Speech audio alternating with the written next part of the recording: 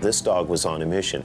So it's almost as if it ran around and say, hey, look at me, look at me. I'm gonna get everybody's attention. Now I'll show you where she's at.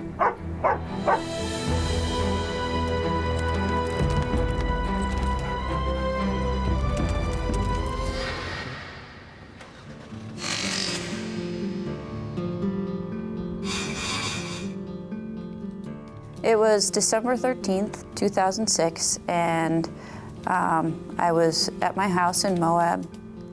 The winter season was approaching, and I was wanting to get in shape for the snowshoe racing season and also to compete in some winter triathlons. Oh, hey, Taz. Give me a minute, okay? Just give me a minute. So I was to head out on about a 2 or 2.5 hour run, and I kind of had one of my favorite loops in mind. I hadn't done this loop in a while. Okay, all right.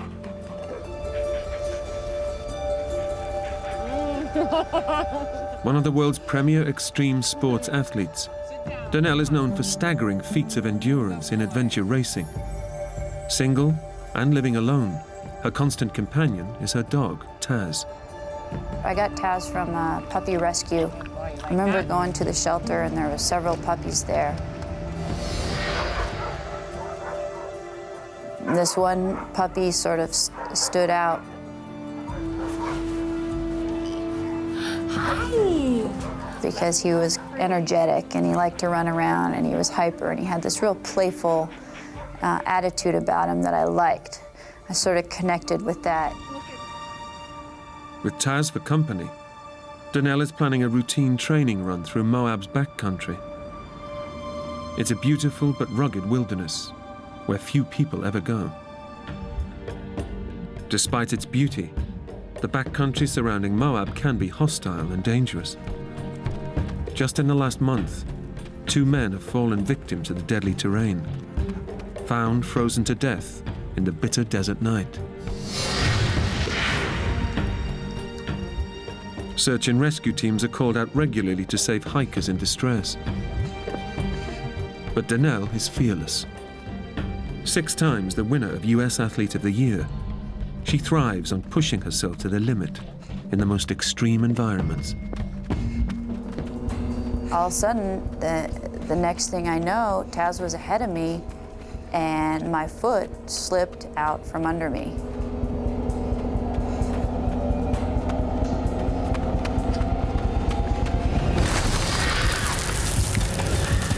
I almost immediately knew that I was in trouble because I couldn't stop. And I was moving fast at that point. And then the last 20 feet were an overhang. Free fall. I definitely had time to see my life kind of spin through my head and think about maybe I wasn't going to see another day. And then boom.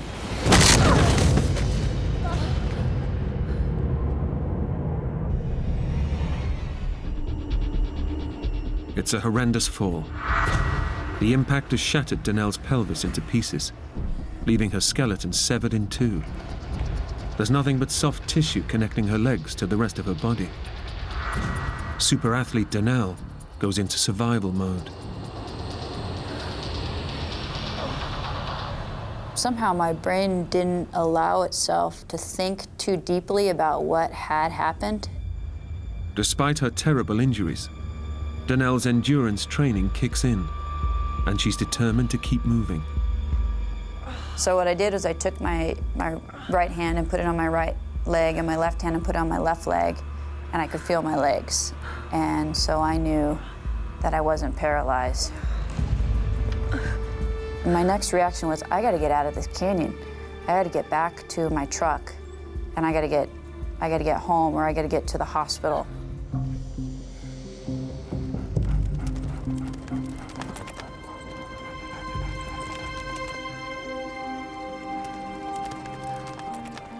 Taz comes to Donnell's rescue. Taz, there you are. Taz has found her way back through the canyon to reach her. She is no longer alone, but Taz's appearance brings more than comfort. Since he had gotten to where I landed, I knew that there was a route out. So I used him as my guide and kind of dragged myself where he went along the shelf and then back down to the bottom of the canyon.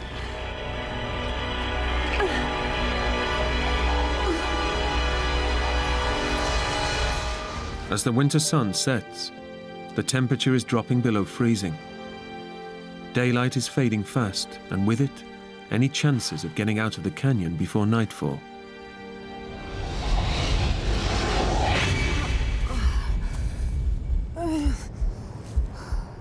Despite Danelle's superhuman efforts, she's far from safety. Too tired to go on, she stops for the night.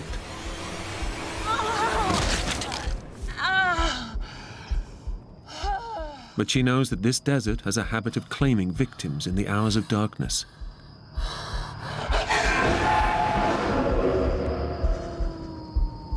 It was comforting having Taz there. And I also knew that if there was to be, say, a coyote or something that was to come into the canyon, that he would bark and scare any wild animals away.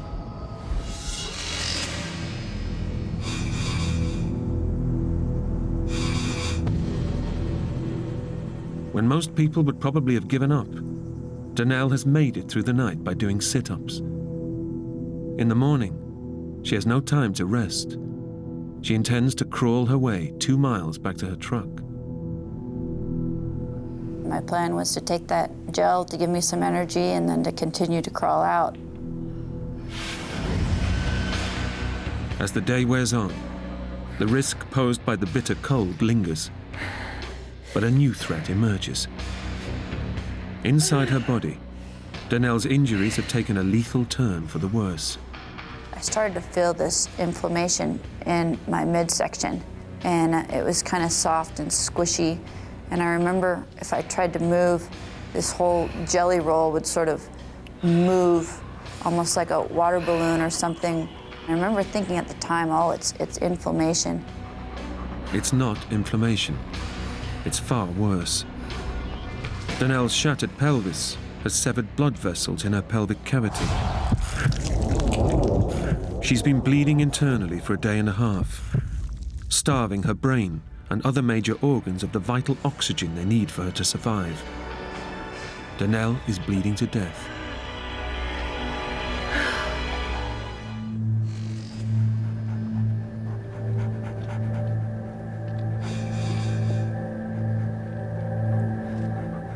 Thanks to her endurance training and extraordinary willpower, Danelle has survived a second night in the freezing winter desert, where most people wouldn't have survived one.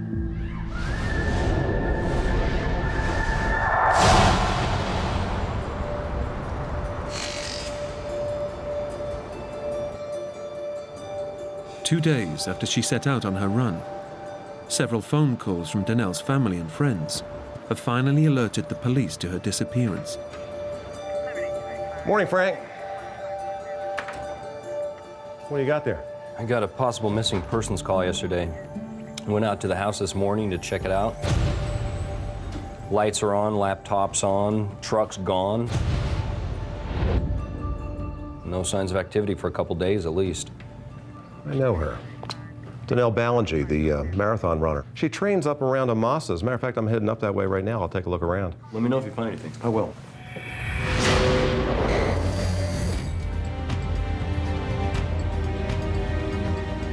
Local detective Craig Shumway knows that Danelle often trains in the Amasa back area, north of Moab. He's hoping his hunch pays off.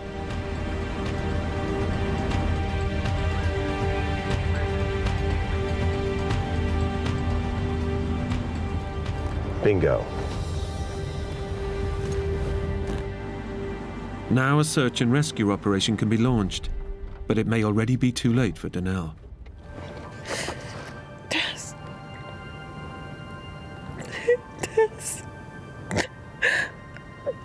I need you to help me.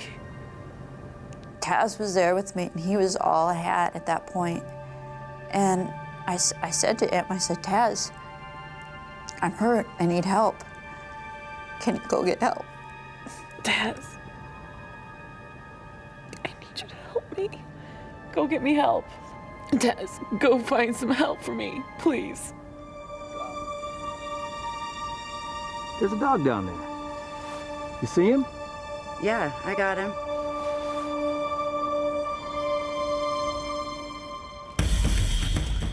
Taz has found his way out of the canyon and is heading towards the search party. But as he races towards them, John fears the worst. As the rest of the search party arrives, Taz reaches the top of the canyon. But he doesn't stop, and his behavior is bewildering. This dog was on a mission, so it's almost as if it ran around and say, hey, look at me, look at me. I'm gonna get everybody's attention. Now I'll show you where she's at.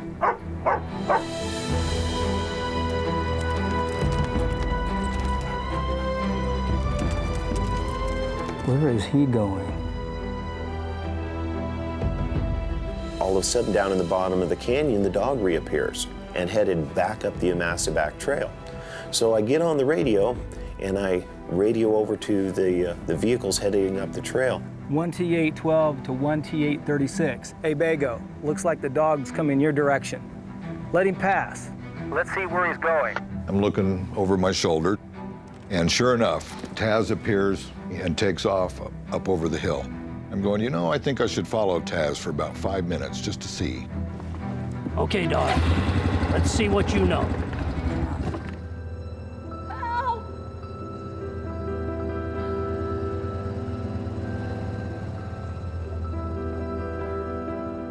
I wasn't hopeful because I'd been screaming help for 50 some hours straight, and nobody had come to help me.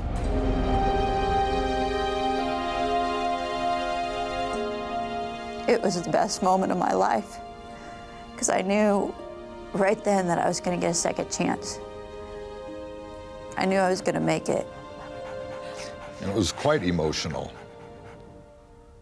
because not very often do you go on a rescue where somebody's life is really quite on the edge.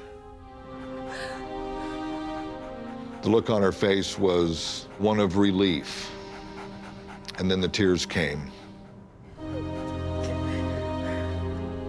Next thing he said to me was, "You got one good dog." And I just started crying. I just laid there and started crying. I don't think any human could have survived another night in those temperatures. Taz's extraordinary bond with Donnell has saved her life. Taz certainly did make the difference in shaving hours or perhaps even days off of finding Donnell. And in this rescue, she didn't have hours or days to spare. She was on the brink as it was. I knew Taz was a smart dog, but to be able to do what he did, this was a whole nother level of communication. Suddenly, my dog was taking care of me instead of me taking care of him. I look back on it now and I'm so grateful. He's truly a best friend.